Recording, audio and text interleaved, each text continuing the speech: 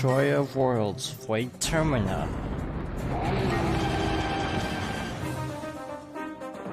So Void Termina is our final boss. It is the first 3D fight in a Kirby game. We have the Star Ally Sparkler, and what we need to do is charge up and hit the core, or whatever the weak spot is, eye. That's a Nintendo game. Aim for the eye. That's usually what you need to do. So we have the health bar on the top right, as always. So we broke off one segment, then the shield appears elsewhere. People have a lot of comparisons, and a lot of people compare this to a few things. A lot of people say this is very Zelda. This could be a Zelda boss. A lot of people say the whole sort of hitting the weak points gives a kind of a Shadow of the Colossus vibe of all things, and it's actually not too off comparison, even though I haven't actually played Shadow of the Colossus. I've seen enough to know, yeah, you kind of climb around a boss and destroy weak points. It's a game that's on my like bucket list, but I've never gotten around to it. I know it just got a remake, so maybe soon. Now it's on the back. This is the hardest point hit. What you want to do is, he has swords now, so wait till he attacks. And eventually, he'll be like in place like that, so you have a fair window to attack. It's a very generous hitbox on this attack, by the way, so if your cursor isn't like entirely on it, you might still be able to hit it. You can actually move it with the right stick. It's actually useless because it auto-locks. You can also do a like combined attack, like all 4 people can charge up to do damage, to do more damage. So having more people speeds up this fight. You can also fire individually, of course. Once you destroy all the weak points, though, something special happens.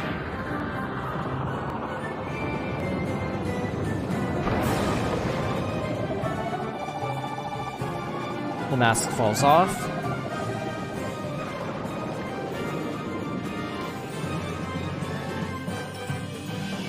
And we go inside Void Termina, where we fight its core. Oh, I'm so happy I have staff for this fight, not gonna lie. Staff makes short work of a lot of things in this game, especially at targets like this that are kind of vertical, because I can just stand here and just spam. Also, you can see the generals inside, so they are indeed powering it, which is kind of dark. No problem. Now we have to grab onto these to break the shell surrounding the core.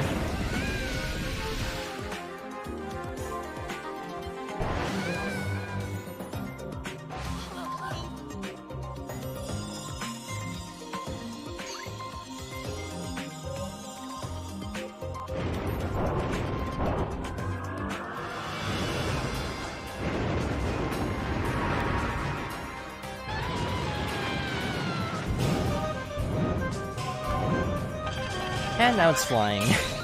A lot of people compare this to Majora's Mask, actually. Termina being sort of part of it. So if you manage to do like a dodge, I don't know how that counted, it ends up basically letting you do a bullet time speed up kind of thing where you can do a lot of damage. So I highly recommend maybe not charging up and just mashing to do damage at that point. But again, the multiple forms, the heart mask, people say this is kind of Majora, which I have no complaints about. Majora is like my 3rd favorite Zelda game now. Okay, 3D, specifically. So he likes to drag out this boss fight, and he does this by doing this. You can't attack in this phase. Also, left and right spin. I don't know what the point of this is, I never use it. See, that didn't count as a dodge, and I don't know what I did differently. So yeah, the auto lock is very generous, so use it and sort of exploit that. So here's where things get annoying for this fight. It's on his back now. There's like no good way to reach his back, other than doing a dodge. So he's trying to psych us out now. Did that count? No. That counted. So we need to dodge the wing this time in order to actually get up to its back. Like that. Barely missed that. So again, do it again. Now it should be on the mask again, which is the easy part.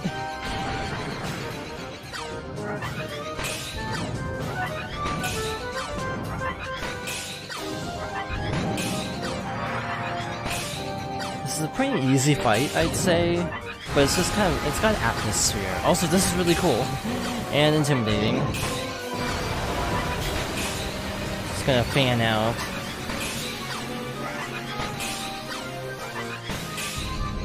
Should be almost done, hopefully, because these lasers are getting a little ridiculous. So I hope we're almost there. I swear the mask has more health than the other parts, which makes sense. There we go.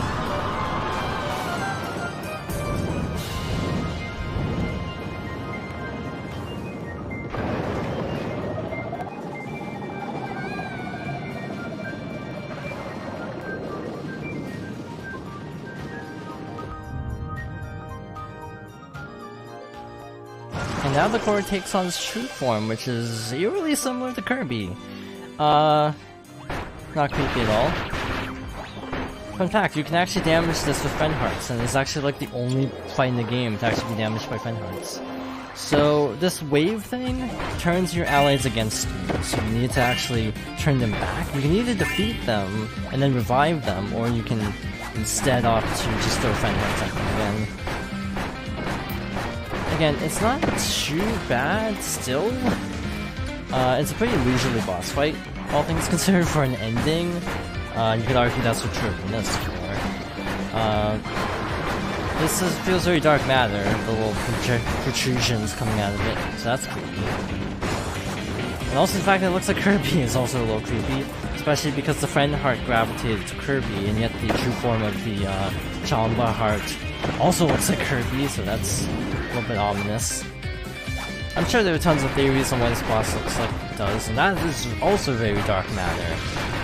Extremely dark matter, and I'm not okay with this. I don't like dark matter as a character, I'd say. And ducking, and dodging, not really. Oh, this is unfortunate. Okay, he's done.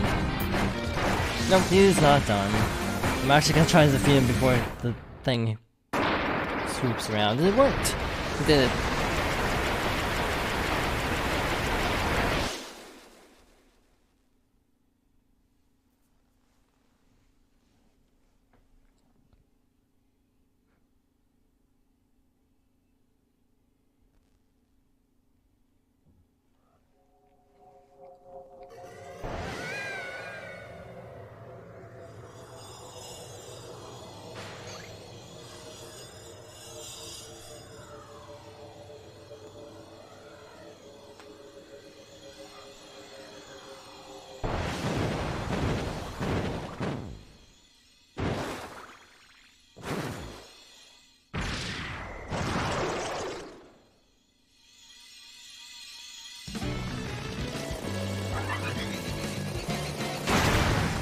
So, it's actually not over yet. We have this last thing. We have to fight back against his beam attacks. Now, rotating the control stick.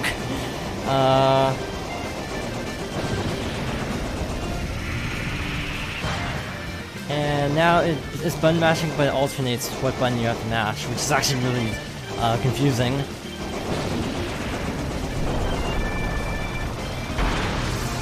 And rotating again. It might not seem like we're doing a whole lot, but then we get this little scripted moment. Now we have to mash all 4 buttons.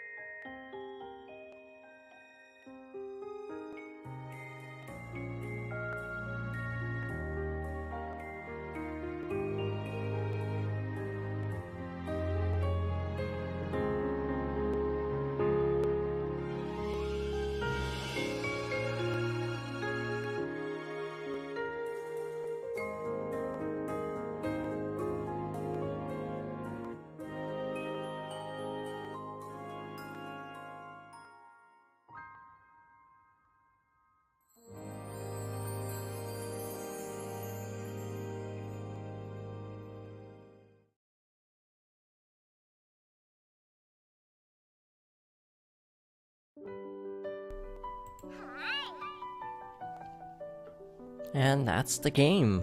We have now finished Kirby Star Allies. So, on the whole, I like it. It's a good game. Not my favorite Kirby game, but it's still pretty fun, and they're adding more content, so that's always a plus. Fun fact, the allies and your power in the cutscene reflect what characters you have in the actual final boss. So that's cool. You can actually get variants if you play as or have different partners and abilities. I like it. It's just a really extra detail that isn't even super needed. Kirby obviously can switch powers. He can't actually eliminate competition apparently, so that's probably good. But if there's power you want, you can always grab it. So we have a little credit mini game. We get to fight everything.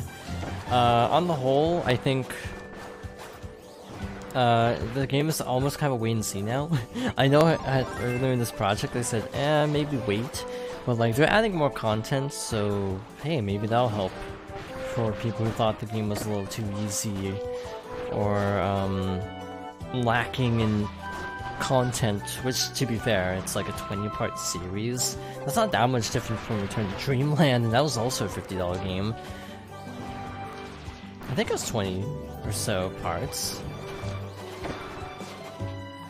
I don't remember. Return to Dreamland was so long ago, and that was like not even a year ago, and I already can't remember what happened in that LP. But yeah, I don't know how I'm gonna divide this video up too, because there's no real good dividing place, and it's like technically over my normal length of video. On the whole, I would say if you have a lot of friends who like Kirby or want to get into Kirby, this is not a bad starting place. Or Return to Dreamland if you have a Wii and a lot of money, because Return to Dreamland has actually kind of gone up in price lately.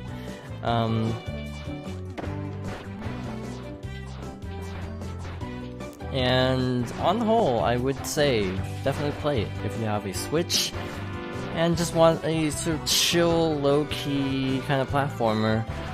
It's obviously not going to be Dark Souls or, DKC, but it's fun. It's definitely a very fun, nice, enjoyable game that I can definitely recommend. And I hope everyone enjoyed this playthrough. The CPU won because he got the final hit. That's just fantastic.